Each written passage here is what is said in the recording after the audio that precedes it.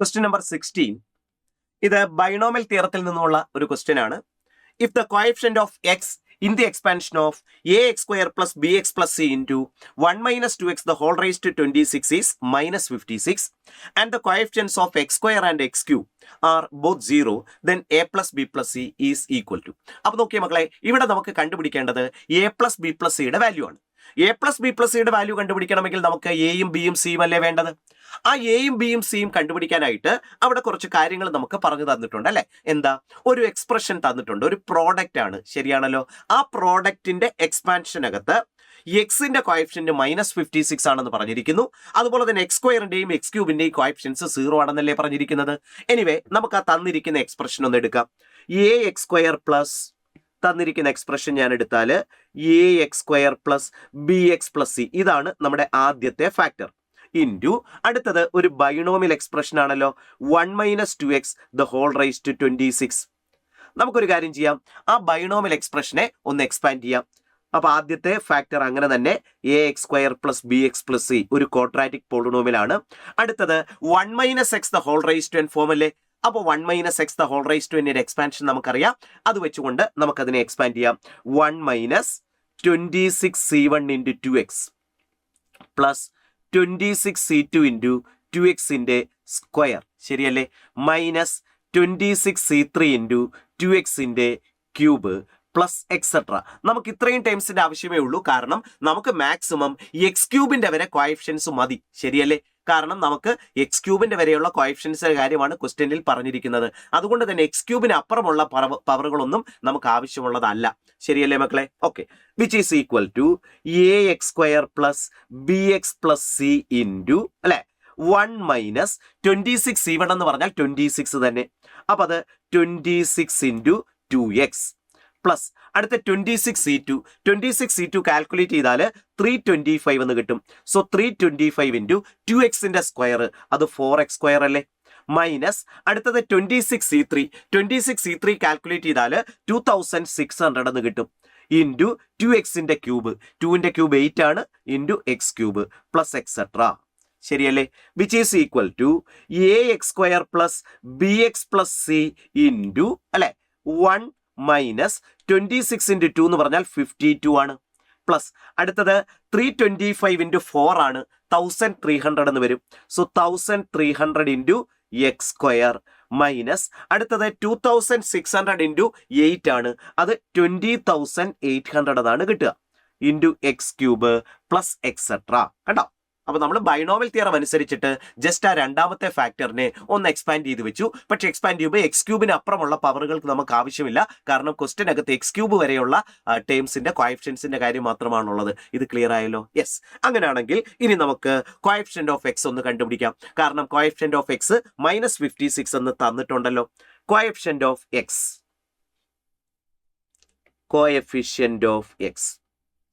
നോക്കിയേ മക്കളെ, എക്സിന്റെ കോഎഫിഷ്യന്റ് ഇവിടെ രണ്ട് ഫാക്ടേഴ്സിന്റെ പ്രോഡക്റ്റ് ആണ്. അപ്പൊ ടേം ബൈ ടേം ആയിട്ട് മൾട്ടിപ്ലൈ ചെയ്തല്ലേ നമുക്ക് വെക്കേണ്ടത്.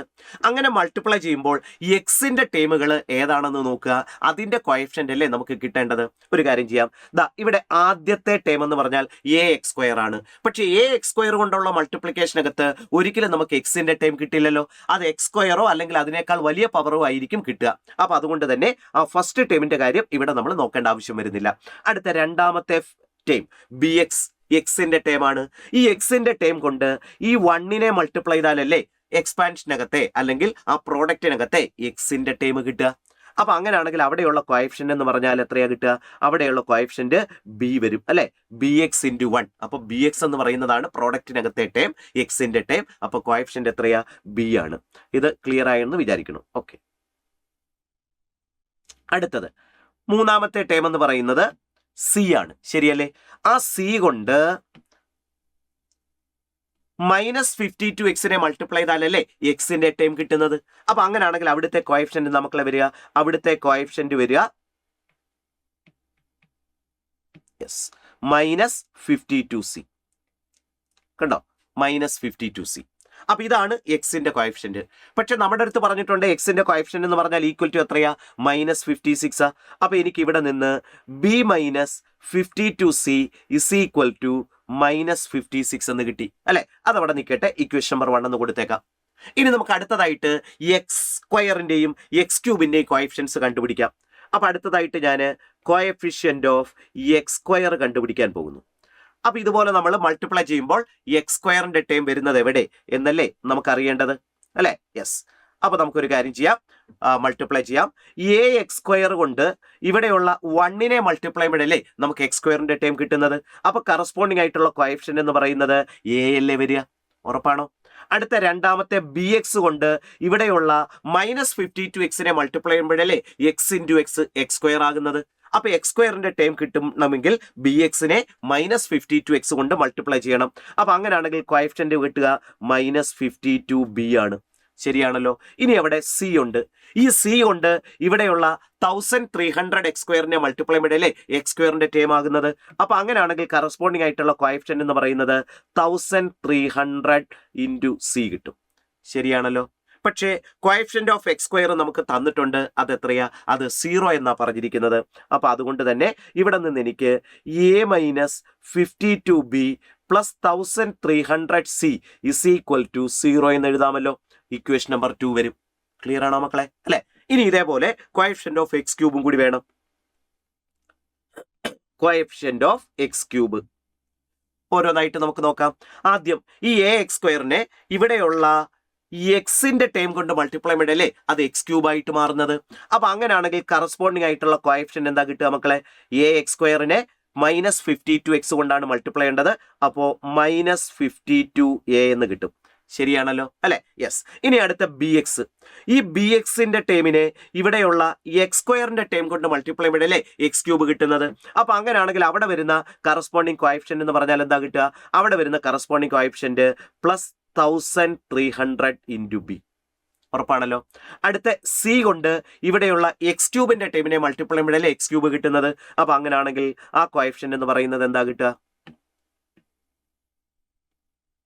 ആ കോഎഫിഷ്യന്റ് എന്ന് പറയുന്നത് സി -20,800 ഇൻറ്റു സി എന്ന് കിട്ടും അല്ലെ. പക്ഷെ നമ്മുടെ അടുത്ത് പറഞ്ഞിട്ടുണ്ട് ഈ കോഎഫിഷ്യന്റ് ഓഫ് എക്സ് ക്യൂബ് എന്ന് പറയുന്നത് 0 ആണ് അല്ലെ. അപ്പൊ അങ്ങനെയാണെങ്കിൽ എനിക്ക് ഇവിടെ നിന്ന് ത്രൂ ഔട്ട് ഒരു മൈനസ് കൂടെ കൊണ്ട് മൾട്ടിപ്ലൈ ചെയ്തുകൊണ്ട് എഴുതാം അല്ലെ. ഇത് = 0 ആണ്. ത്രൂ ഔട്ട് ഒരു മൈനസ് കൊണ്ട് മൾട്ടിപ്ലൈ ചെയ്താൽ 52a -1300b പ്ലസ് അല്ലെ 20,800 = c അല്ലെ. c = 0. ഇക്വേഷൻ നമ്പർ 3 കിട്ടുമല്ലോ. അപ്പൊ നോക്കിയേ മക്കളെ, നമുക്ക് 3 ലീനിയർ ഇക്വേഷൻസ് കിട്ടി. ശരിയാണല്ലോ. എയിലും ബിയിലും സിയിലുമുള്ള 3 ലീനിയർ ഇക്വേഷൻസാ. ഈ 3 ലീനിയർ ഇക്വേഷൻസ് നമുക്ക് സോൾവ് ചെയ്യാമല്ലോ അല്ലെ. ലീനിയർ ഇക്വേഷൻസ് സോൾവ് ചെയ്യാൻ വളരെ ചെറിയ ക്ലാസ്സുകളിൽ തന്നെ നമ്മൾ പഠിക്കുന്നതാണ്. ഇവിടെ 1-2 നമ്പറുകൾ കുറച്ച് വലിയ നമ്പറുകളായിട്ട് വന്നിട്ടുണ്ട്. വേണമെങ്കിൽ ആ തേർഡ് ഇക്വേഷനെ ത്രൂ ഔട്ട് നമുക്ക് ഒരു 4 കൊണ്ടോ മറ്റോ ഒക്കെ ഡിവൈഡ് ചെയ്യാൻ പറ്റും. ശരിയല്ലേ. അങ്ങനെ ഡിവൈഡ് ചെയ്ത് അതിനെ വേണമെങ്കിൽ നമുക്ക് ചെറുതാക്കി വെക്കാം. എനിക്ക് ആ തേർഡ് ഇക്വേഷനെ വേണമെങ്കിൽ ഒരു 4 കൊണ്ട് ഡിവൈഡ് ചെയ്തിട്ട് എങ്ങനെ എഴുതാം? 13a അല്ലെ പ്ലസ് 325b മൈനസ് 5225c = 0. അപ്പൊ അത് കുറച്ചും കൂടെ ചെറിയ നമ്പറുകളായിട്ട് മാറും. ഈ 3 ലീനിയർ ഇക്വേഷൻസും കൂടി എന്ത് ചെയ്യുക? നമ്മൾ സോൾവ് ചെയ്യുക. അങ്ങനെ സോൾവ് ചെയ്താൽ നമുക്ക് എയുടെ വാല്യൂ എന്ന് പറയുന്നത് 1300 അല്ലെ, ബിയുടെ വാല്യൂ എന്ന് പറയുന്നത് 100, അതുപോലെ സിയുടെ വാല്യൂ എന്ന് പറയുന്നത് 3 എന്ന് കിട്ടും. അപ്പൊ സോൾവ് ചെയ്യുന്നത് നിങ്ങൾ സ്വന്തമായിട്ട് സോൾവ് ചെയ്ത് നോക്കുക. ലീനിയർ ഇക്വേഷൻസ് ആണ്, ഈസി ആയിട്ട് തന്നെ നമുക്ക് സോൾവ് ചെയ്യാൻ പറ്റും. അപ്പൊ എയും ബിയും സിയും കിട്ടിയല്ലോ. എയും ബിയും സിയും കിട്ടിയാൽ നമുക്ക് a + b + c അല്ലേ കണ്ടുപിടിക്കേണ്ടത്. സോ 1300 + 100 + 3 എന്ന് കിട്ടും. 1403 എന്നാണ് വരുന്നത് അല്ലെ. 1403 എന്ന് പറയുന്നത് ഓപ്ഷൻ 3 ആണ്.